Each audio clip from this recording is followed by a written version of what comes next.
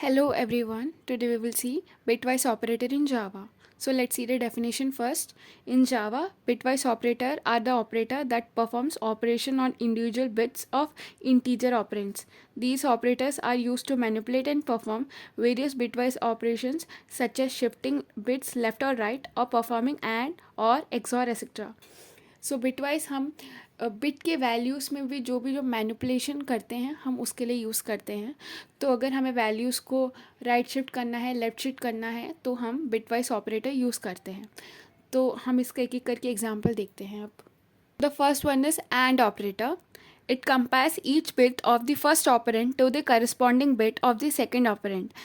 If both the bit are 1, the corresponding result bit is set to 1, otherwise it's set to 0. So and में ये case होता है कि अगर जब दोनों ऑपरेंड, अगर हमारे वैल्यूज़ दोनों ऑपरेंड के वैल्यूज़ अगर 1 होगा तो हमारा आउटपुट में 1 आएगा, अदरवाइज 0 आएगा. ओके, तो इसका एक एग्जांपल देखते हैं. यहाँ पे एक एग्जांपल है int n is equal to 12 और m इज इक्वल टू 1 और हम यहाँ पे प्रिंट कर रहे हैं n एंड m.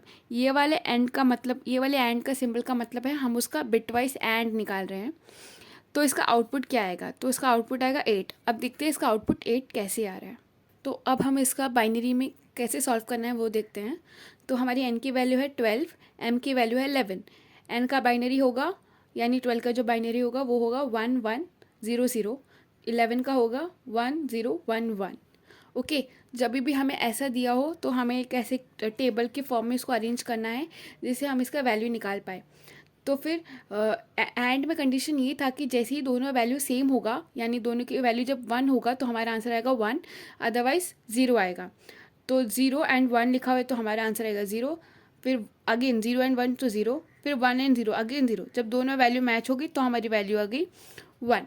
तो अब हमें 1 0 0 0 का ये जो बाइनरी में दिया है, जब हम इसका डेसिमल निकालेंगे हमारी वैल्यू आएगी 8. इसलिए हमारा आउटपुट में आ रहा था 8. Okay. Next is OR operator. It compares each bit of the first operand to the corresponding bit of second operand.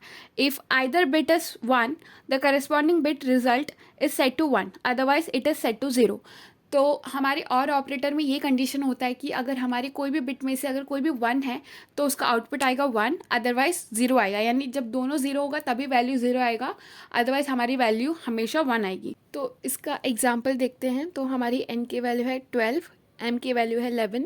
वही पहले वाले क्वेश्चन की वैल्यू यहाँ पे भी ली है.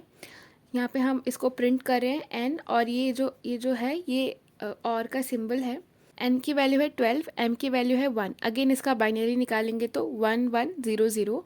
m की निकालेंगे तो फिर 1 0 1 1. अगेन उसको एक टेबल में अरेंज करेंगे तो इसको एज इट इज़ यहाँ पे लिख देंगे दोनों को.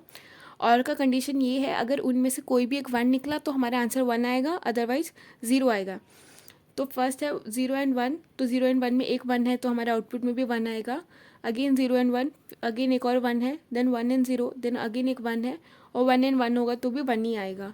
अगर यहाँ पे कोई भी 0 0 होता तो हमारा आउटपुट 0 आता, otherwise 1. XOR operator. If the bit are different the corresponding result bit is set to 1. If they are same it is set to 0. तो यानी जब दोनों बिट अगर डिफरेंट होगा तो उसका वैल्यू आएगा 1, एंड जब दोनों सेम हो जाएगा उसकी वैल्यू आएगी 0. अगेन यहाँ पे मैंने सेम क्वेश्चन लिया है 11 और 12 और इसको प्रिंट किया है. इसका सिंबल ये होता है.